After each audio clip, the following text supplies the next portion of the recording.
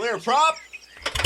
773, Yankee number 2, following twin traffic, 3 mile final, clear subfield. 1 Charlie Bravo, exit in runway 25, going 4 mile final. This is Behind the Prop with United Flight Systems owner and licensed pilot Bobby Doss and his co-host, Major Airline Captain and designated pilot examiner Wally Mulhern. Now let's go Behind the Prop. What's up, Wally? Hey, Bobby, how are you? I am fantastic as always. If you live anywhere in the world, you have been hearing about the catastrophes and rain and all the bad that's been happening in the central to south central part of Texas. Lots of flash flooding, and there's been a lot of great people that have responded to that flash flooding, and we've been lucky enough to have a group that coordinated a bunch of flights from my flight school in the lower part of Texas. Operation Airdrop is the show this week on Behind the Prop. And we have with us Russ Keith. He is the executive director of Operation Airdrop. Russ, thanks for joining the show. Hey, thanks for having me on. So one of my pilots reached out day before yesterday, maybe 3 days ago, and said, hey, I just flew a mission for Operation Airdrop. You guys have to have him on the show. Great story, great mission, great work that they're doing. I was way out of Texas when all of the rain happened, and it was very disheartening. Many of my friends have been touched by the disaster. Russ, tell us just the background story of how Operation Airdrop came together and how you have such a response to a big disaster like what's happened in the Hill Country. So Operation Airdrop started almost accidentally. A gentleman by the name of Doug Jackson, he owned a trailer company at the time when Hurricane Harvey hit Houston in 2017. And so he heard they needed some supplies down there. So he loaded up a trailer, went down there with a buddy, and got down there and realized they couldn't get the supplies to where they needed it. Being pilots, they all went back home, got their airplanes, flew down I don't remember now off the top of my head which airport they went to, but they set up at an airport and then loaded all those supplies in their airplanes and flew them where they need to be. That was successful. So he put out a social media post saying, hey, can any of you guys come down and help? And there was a number of airplanes that flew down. They'd loaded up. And when it was all said and done, they moved, several tens of thousands of pounds of supplies into the areas that needed them. Supplies like water, food, diapers, just your basic humanitarian needs, that sort of thing. So he was asked to do I don't know if it was a podcast or an interview of some sort, and they asked him, I said, well, what's the name of your organization? Which didn't really have a name at the time, so it just popped in his head, Operation Airdrop. So he got back and he was camping out on a riverbank because he's a backwoods pilot, and his buddy said, you need to start an organization. So he's like, yeah, I think you do. I think you're right, I do. So he incorporated, got the 501c3 set up, and the rest is kind of history. Fast forward to October 2024, when Hurricane Helene basically destroyed North Carolina, the western part of North Carolina up in the mountains. That was Operation Airdrop's 15th hurricane, their 15th deployment. And then I got a call from a member of ARC in Marble Falls, and the emergency manager of Burnett County was looking for someone to coordinate supplies. Well, this person happened to know a little bit about Operation Airdrop, so they called me and asked me if we could help. So I jumped in my truck, drove down to Burnett, the airport. While on the way down there, I was talking to the airport manager, who said, yeah, we get you a hangar. And then when we got down there, she set me up with the CAF museum. and they opened up their big hangar, and then we operated out of the CAF Museum building there at the Burnett Airport all week. And we had 104 aircraft fly in, and we delivered a little over 80,000 pounds of supplies over the course of the week. One of my guys said that he flew over there and brought I think he said $500 worth of powdered Gatorade, which I was kind of shocked, but that makes a lot of sense. You don't want a small plane full of liquid. That's going to be a waste of how much cargo you can bring. What were the asks? What did they want when they asked for help? Although we did have quite a bit of liquid come in small planes, but the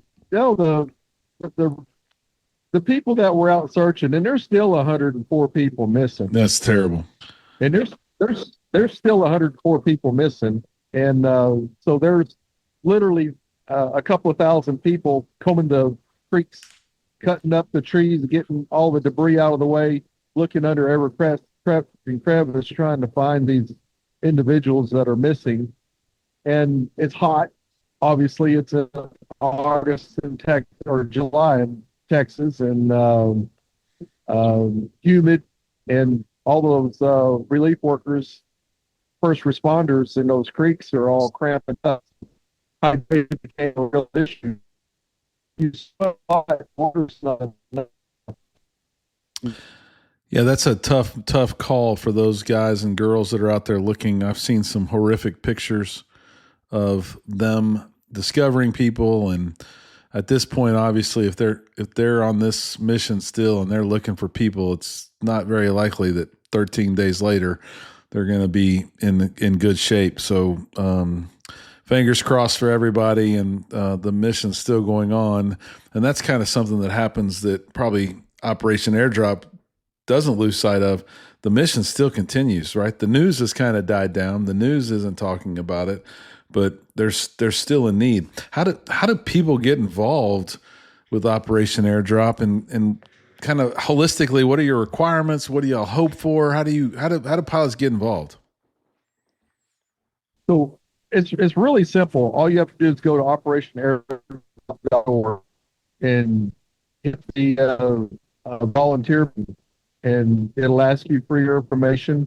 It'll put you on our email list, and the next time we get ready to activate, you'll start getting emails about where to go, what we're going to do, and you can start making your plans on how you're going to be involved, whether that's as a pilot or as a ground volunteer, because we need both.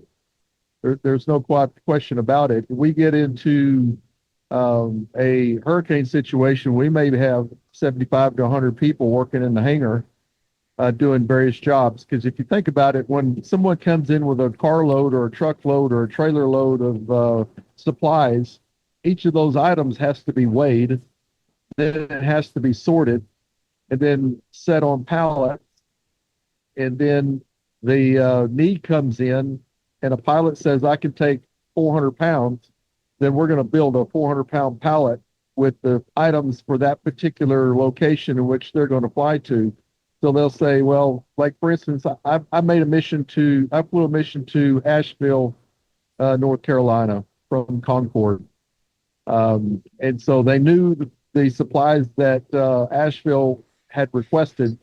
And so they just created the pallet, and I put as much of it in my airplane as I could possibly fit, and then flew out there and dropped it off. So we need people on the receiving side in those hangars. A lot of times that is a local church or the fire department.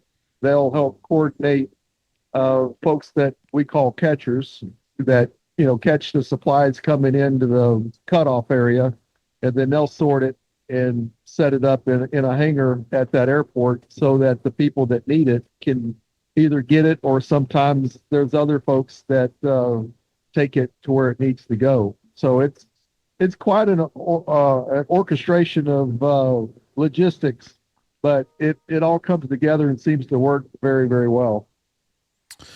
Yeah, that's a great point. And honestly, I didn't think about it from that perspective because I'm the host of an aviation podcast, but there's probably more people needed on the ground to help move and provide support and logistics for the supplies coming in than necessarily there is pilots and planes.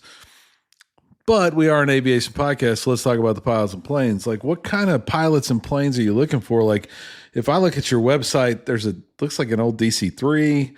I mean, you're not just looking for big planes, are you? No, not at all. And in fact, the biggest majority of the planes that fly are, I'd say, Cherokees and 172s, 182s. Lots of Cherokees, lots of 182s, lots of 172s. Every once in a while, you'll get a 150, 152 in. We get, two-seater RVs come in. It all adds up. So anybody that's willing to take a load from point A to point B, we're certainly not going to discourage or turn down unless there's some extenuating circumstances that is out of the norm. But usually there's plenty of flying to do. So come on. Yeah, us pilots, we look for any excuse. I mean, crap, we spend $100 on a hamburger not 8 miles from our house if we get the opportunity. So no reason. I think Wally's about to close on a really fast Cessna 120 that he'll bring you a roll of paper towels next time you need them somewhere, wherever you are. It might take him a few days to get there. Single ply paper towels. Might take him a few days to get there, but that's the kind of flying he enjoys doing for sure. In the past, we've had a few other volunteer organizations on the show, and sometimes it requires a commercial certificate to register, maybe an instrument rating. What are your minimum requirements for a pilot that wants to get involved? Private pilot. That's so cool. Many private pilots. Wally and I live in this world of flight training. Private pilot passes their check ride with Wally. Tomorrow they want to start their instrument rating. That's not normally the best thing. Wally and I don't agree that's normally the best track. They need to find some way to use that new certificate and, as we say, learn how to actually fly. Sounds like a great opportunity for people to do really cool mission-based flying. And as we've said, it's not all in Texas. You guys might have started in Texas, but there's a lot of opportunity to fly cool missions. How do people get signed up if they want to be able to help your organization? And that's the easy part. You just go to operationairdrop.org. Scroll down towards the bottom. There is a Fly With Us button. Or there is a volunteer button. And they can click on either one of those. They can, give us their information. We'll put them in the email chain so that next time we activate, they'll start getting an email about where we're going and what we're going to do. Well, that's fantastic. So if you're out there listening, you definitely should go volunteer or sign up if you're a pilot to help this organization. I've been impressed with the response from other fellow Texans. We live in the South. It seems like we do good at responding to this type of stuff. What do you think people don't understand about this disaster, Russ, that they should understand, whether it's about the mission or whether it's about the catastrophe? What do you think we don't know when we weren't close to it? Well, one thing, there's still 104 people missing. That number's come down really not a lot. I mean, it was up around 150, 160. And the death toll is now, well over 100 as well. So it was pretty bad. There was basically a cyclone. It's the remnants of Tropical Storm Barry is what it was, and it centered over Lampasas and just circulated for a couple of days and just dumped water, very similar to what happened in Hurricane Harvey in Houston. It's not much different at all. And of course, they've been having quite a bit of rain down there, so the creeks and rivers were in the leading land leading up to those creeks and river was already saturated. So there was no place for the water to go but into the creeks. So We had creeks that rose very quickly, 30, 35 feet.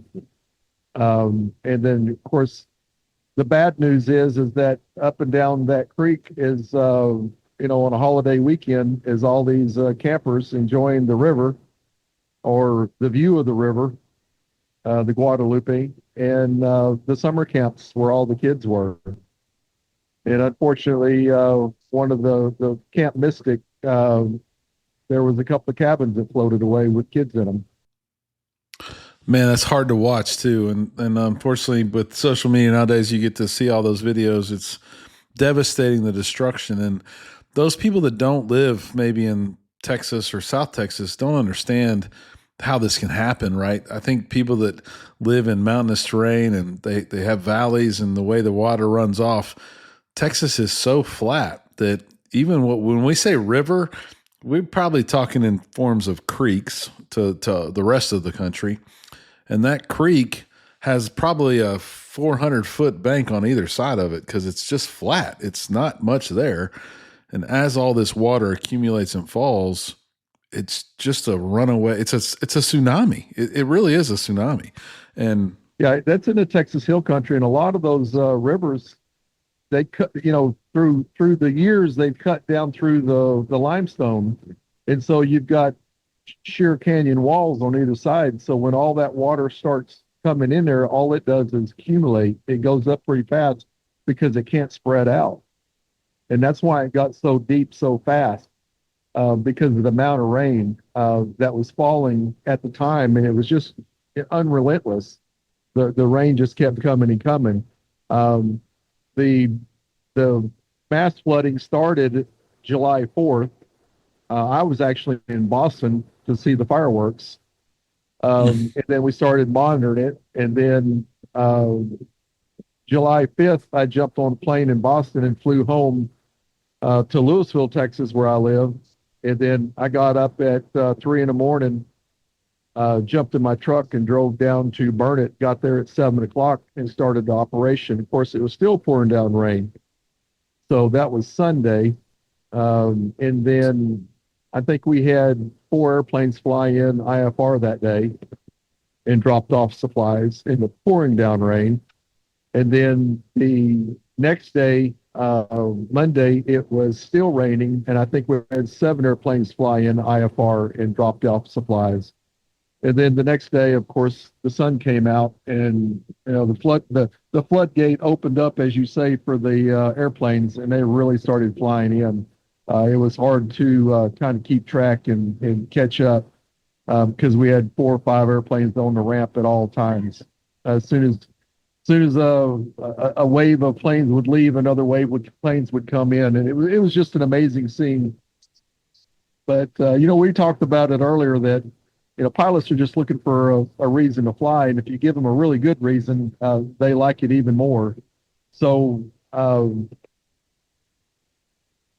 you call out, say, I need these very specific things. They'll go to the hardware store or Walmart or Lowe's, and they'll buy them and they'll put it in their plane, or in some places they set up collections and they put out to their network, we're collecting for the hill country floods. These are the things they're asking for. Bring them to our flight school, our airport, my hangar, my house, and we'll put them in the airplane and fly them down. And so we wound up with collection places all over Texas, and not just Texas. We had planes flying from Louisiana, Arkansas, Oklahoma, Wisconsin, and Chicago that I know of. wow. It wasn't just Texas. It was all over. And for the most part, people looked at the list. They brought one on the list. Sorry, I have people all over the world that I work with, and there are people that literally around the world were aware of this catastrophe and wanted to figure out how they could help. I don't know. I'm not the expert on donations, but I'm not so sure just giving money always is the best bet. I like this grassroots support and getting the material timely to someone. Money doesn't solve all problems. I think these specific requests are very key. They are, but we had quite a few people that weren't able to fly down, that weren't able to put together supplies. So they went to Operation Airdrop. We lost you for just a second, but I did notice that on your website that someone can donate money right at the very top. Donate to Texas Flood Relief is there. And again, I think I would say it's much better to give money to a local organization like this than some big corporate conglomerate that's going to spread that money out and pay for a bunch of overhead. I assume all this was volunteer, freely given to the cause, and none of it was exploited in any way. I saw a ton of posts on social media about donating and giving, and it is just an important thing for sure. We've spent about 11,000 more brought in for this particular mission. Wow. So you definitely need money. You got to have people that run your organization, and that's going to be a key part of it for sure. And right on your homepage, you can click the donate button and donate to your overall organization, or you can donate to the Texas Flood Relief. And I'm assuming that money would go right to that flood relief as well. Anything else you want to share to the listeners to how they can get involved or how they can contribute to either this or any other? And then there's going to be a future catastrophe of some sort. Anything you'd like to share with the listeners to get involved? I think the main thing would be to just prepare. If you really want to come down and help, think about how you're going to get there. If you're not a pilot, because not everybody is, and what you're willing and capable of doing. We're coming up on the height of hurricane season. The National Weather Service is predicting some pretty significant hurricane activity this fall. So I doubt there's much question that we're not going to deploy to another major hurricane this year as well. We certainly worked through some of the issues that we saw with this particular flood. So I can certainly see us helping out in future floods too around the country. Frankly, we tried to help in Kentucky. I was talking to the emergency managers up there, and I feel like we failed miserably because we didn't utilize the aircraft in the flying community. We took the money that was donated, and I bought supplies through Amazon, thinking it was going to get there in a day or two, and some of it did get there for free. What happens in these situations is the supply chain dries up pretty quick. So you think there might be quite a bit of this out there, the things that are needed. You got to go far and wide to get what you need. And so it takes the aviation community to pull that off. So had I set up in an airport in Kentucky and said, guys, this is what we need, this is where I'm at, fly in and drop it off, we would have had the same success that we did in Burnett. Yeah, it was last year that we had a hurricane or something. I guess it might have been. I don't remember what the hurricane was or the storm was last year, but I lost power for 4 or 5 days, and man, it was tough. You couldn't get gas for your cars. We couldn't find, zero generators like that. You say it dries up quick. That supply chain goes instantly, probably for sure. Well, to your original founder / idea guy who came up with a great name, Doug Jackson, and you, Russ, Keith, and everybody at Operation Airdrop, we appreciate all that you do. This was a story that will probably never leave our minds in Houston, Texas, and all the surrounding areas in the Hill Country that have been devastated and families touched and many lives lost. We appreciate you and what you do. If you have any means, please take time to donate to Operation Airdrop and everything that they've done for their current 15 missions and hopefully great success in future 15 missions. Reminder that Wally and Bobby will be at Oshkosh next week. We're going to post some stuff about where you can come meet us and talk to us. We'll do a few meet and greets on Tuesday, Wednesday. One more thing. Operation Airdrop will have a booth at Oshkosh in Hangar B.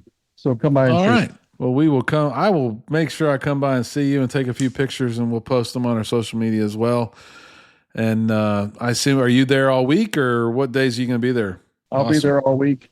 In fact, I'll be camping out in American Legend Cubs booth right across the street from the plaza. Well, I will make sure I come see you for sure. And as always, everyone else, stay behind the prop.